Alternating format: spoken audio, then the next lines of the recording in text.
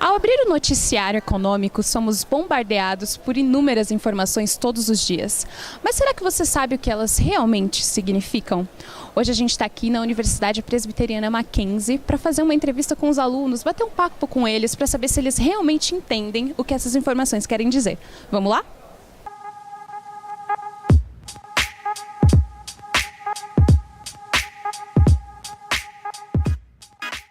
Bom, Samuel, você acompanha notícias econômicas? Não. Não muito. Acompanho, só que assim, muito pouco, né? Sei, tipo, o básico só do que tá acontecendo.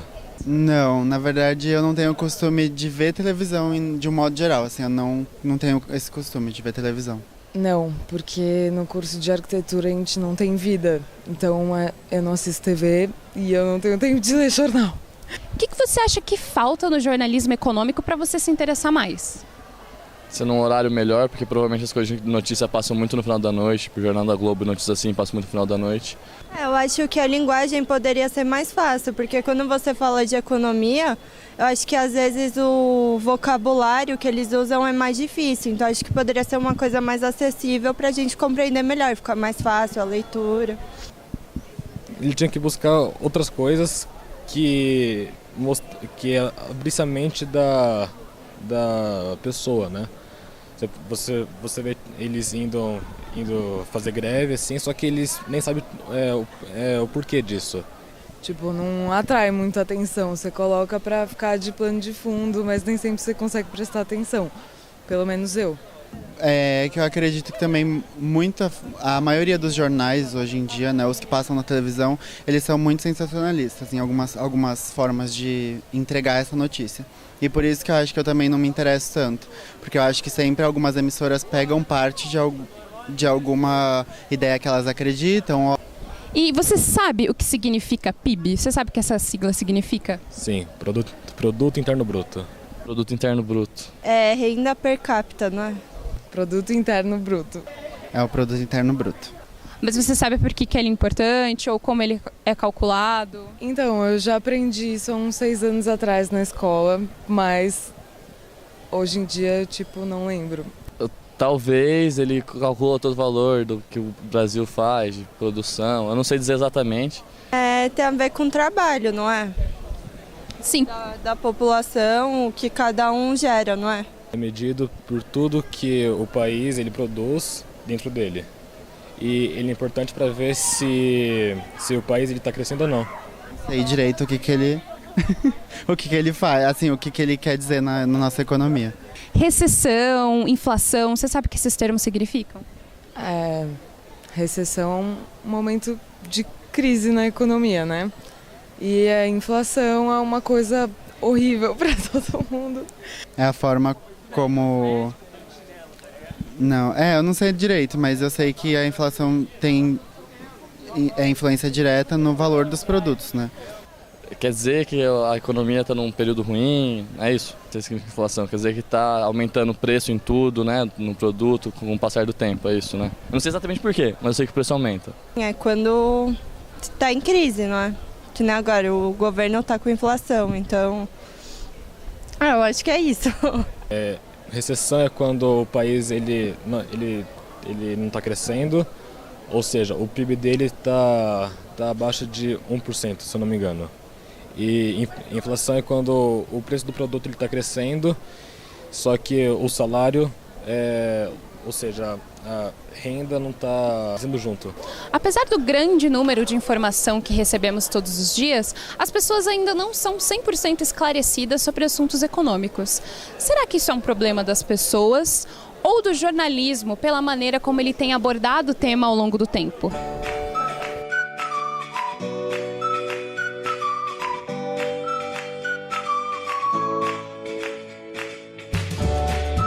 Oi meninas, como vocês podem perceber, hoje a gente está aqui na minha casa para contar um pouquinho mais sobre a história do jornalismo econômico brasileiro. Vamos lá? O primeiro jornal do Brasil, o Correio Brasiliense, surgiu em 1808 e nele já figuravam algumas notícias econômicas como medidas governamentais e comércio internacional. Já em 1825, surge o Diário de Pernambuco, onde as notícias econômicas foram ampliadas e agora se falava em transações comerciais. Mas foi só a partir de 1900 que os colunistas de economia ganharam um pouco mais de espaço nos jornais. Até que em 1920 é criado por Pietro Pardini o que viria a ser a Gazeta Mercantil, o primeiro boletim diário voltado para temas econômicos. Os grandes jornais que conhecemos hoje, Folha e Estadão, passaram a publicar notícias de economia com regularidade a partir dos anos 50. Nesse período, multinacionais e bancos instalaram-se no país, criando uma política de desenvolvimento que reforçou o impulso do jornalismo econômico. Isso aconteceu principalmente porque as publicações passaram a contar com anunciantes com mais recursos financeiros. Neste momento, começaram a surgir equipes de jornais especializados em assuntos econômicos. Durante a ditadura militar, o jornalismo econômico recebeu um grande impulso, já que a censura política fez com que essa seção se enfraquecesse. Os militares, por sua vez, tinham muito interesse em divulgar o seu modelo econômico nacional desenvolvimentista. Em 1966, é lançado o Jornal da Tarde pelo Grupo Estado.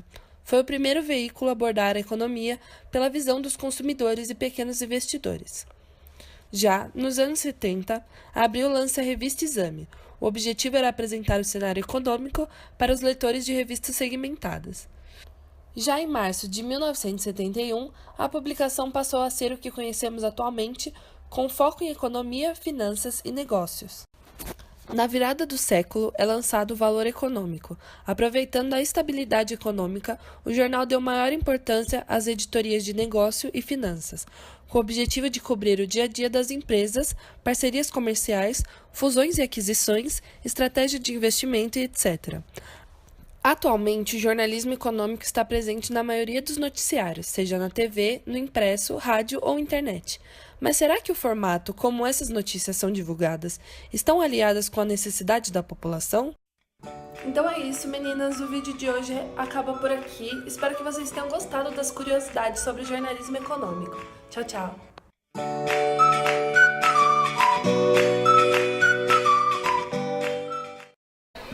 A maioria de todas as informações que temos atualmente são através dos meios de comunicação. Sabendo da importância e responsabilidade que a imprensa exerce atualmente, vamos conversar com um especialista para falar sobre o papel dela e também sobre o recente fenômeno sobre a financiarização do noticiário econômico. Essa e outras perguntas você vê agora. Olá! Hoje nós vamos conversar um pouco com o professor Márcio Giliboni. Ele é professor de jornalismo econômico da Universidade Presbiteriana Mackenzie e já foi editor da Exame.com e da Isto é Dinheiro. Olá, professor, tudo bem? Tudo bem. Como você avalia a produção do noticiário econômico no Brasil atualmente? Você acha que ela responde às demandas da população? Não, sinceramente não.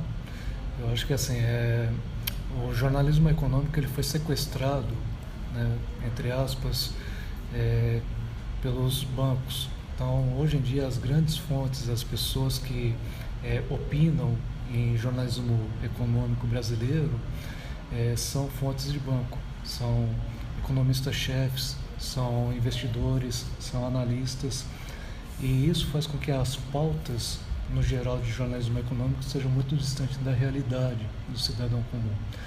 Então, a gente cria um fosso que é assim: ou você tem uma pauta super especializada que só atende interesses dos bancos, do sistema financeiro, ou você tem pautas muito ralas de prestação de serviço, quase saiba, tire suas dúvidas sobre o imposto de renda. O miolo do jornalismo econômico, que é o que essas medidas, o que o dia a dia da economia tem a ver com a sua vida na prática, está faltando muito. Assim, tá uma pobreza, sinceramente. Então, bom dia primeiro. Então, exatamente, qual, na sua opinião, é o papel da mídia brasileira no jornalismo econômico? Ela tem o papel apenas de informar ou ela também se aproxima do público para dar uma explicação melhor? Olha, eu acho que está faltando as duas coisas, na verdade. Assim, você não está conseguindo nem informar direito a população, seja em mídia impressa, seja em mídia televisiva, seja em internet, seja em rádio. Então, existe realmente uma lacuna muito grande, você não consegue informar. Essa falha vem de duas coisas. Uma, da própria formação dos jornalistas. Os jornalistas são muito falhos na formação de economia. Você nota isso em coisas que eles falam e deixa você realmente arrepiado. né? E as pessoas que entendem de economia e conseguem dominar esses conceitos, na verdade, são muito tecnicistas.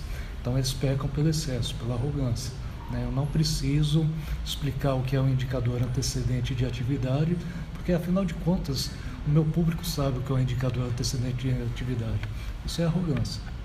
Então, do ponto de vista informativo, os meios de comunicação estão muito distantes da população em geral.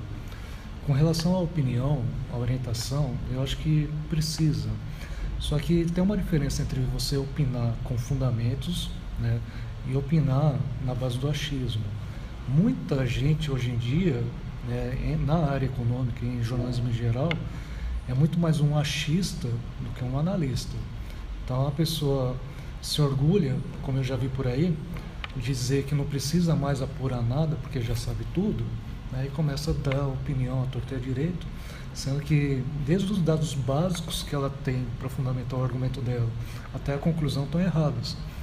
Então você nem informa e nem contribui para a opinião pública com um debate sério, porque simplesmente você está mal informado, não domina os temas, não domina os conceitos, e você presta um desserviço à população, seja do ponto de vista informativo, seja do ponto de vista opinativo.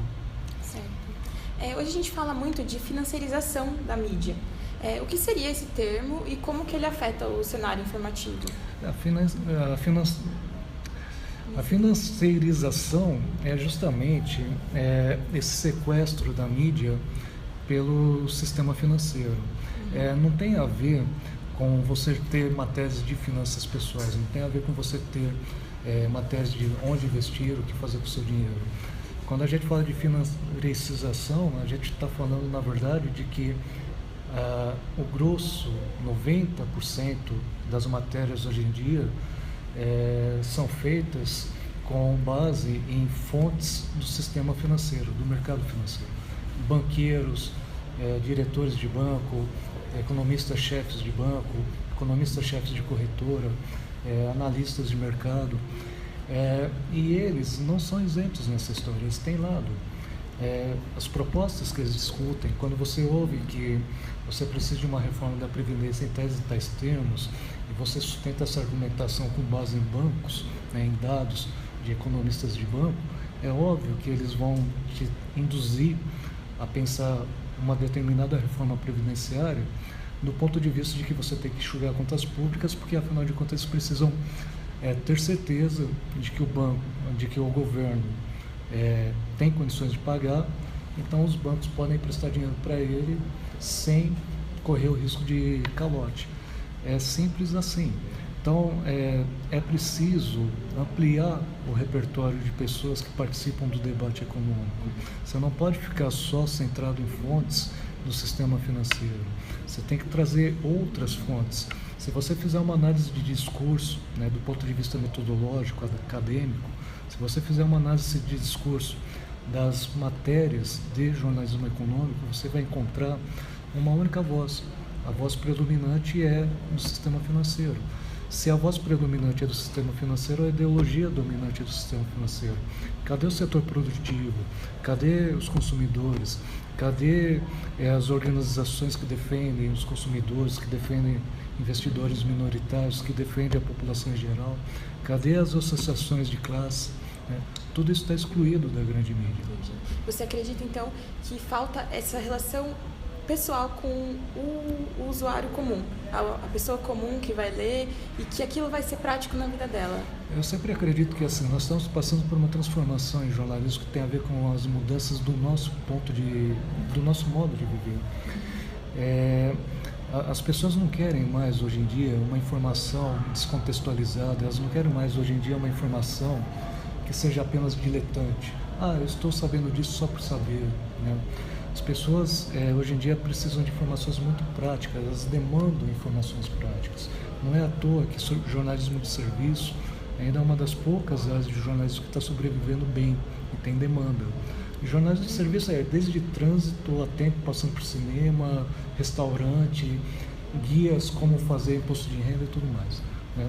Então, quando você se afasta do dia a dia da população, a população se afasta de você. Não é à toa que jornalismo está vivendo uma crise de tiragem, não é à toa que jornalismo está vivendo uma crise de demanda. Afinal de contas, conta para mim, se você dá as costas para o seu leitor, se você simplesmente ignora que 100 milhões de pessoas teriam potencial de ler o seu jornal e você simplesmente só escreve para a elite falando naquilo que banqueiro quer ler, e se esquece de orientar as pessoas, se esquece de aproximar a economia do homem que está passando na calçada nesse instante e dizendo, olha, homem da calçada, a reforma da Previdência, a reforma trabalhista, a inflação, o desemprego, as medidas que o governo está tomando hoje impactam concretamente a sua vida, sim, nos seguintes termos, de uma forma compreensível, de uma forma humilde, sem ser cheio de jargão, tecnicismo, a pessoa não vai te ler. Então, você conta para mim, a culpa é dos leitores? É só porque eles vão embora? E o jornalista está fazendo o que nisso? Qual é a parte dele?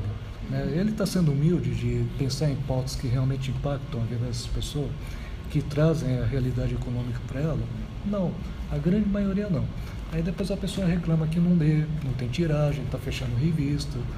É lógico, está ignorando todos os leitores, está falando só para uma panelinha. Vai viver da panelinha, paciência. Bom, a nossa próxima pergunta seria exatamente como evitar esse fenômeno. Mas eu acho que você já respondeu. Eu gostaria então de acrescentar uma pergunta. Na sua opinião, existe hoje, não só no Brasil então, no mundo ou no Brasil, algum exemplo de jornalismo econômico bem feito e que se aproxime do leitor?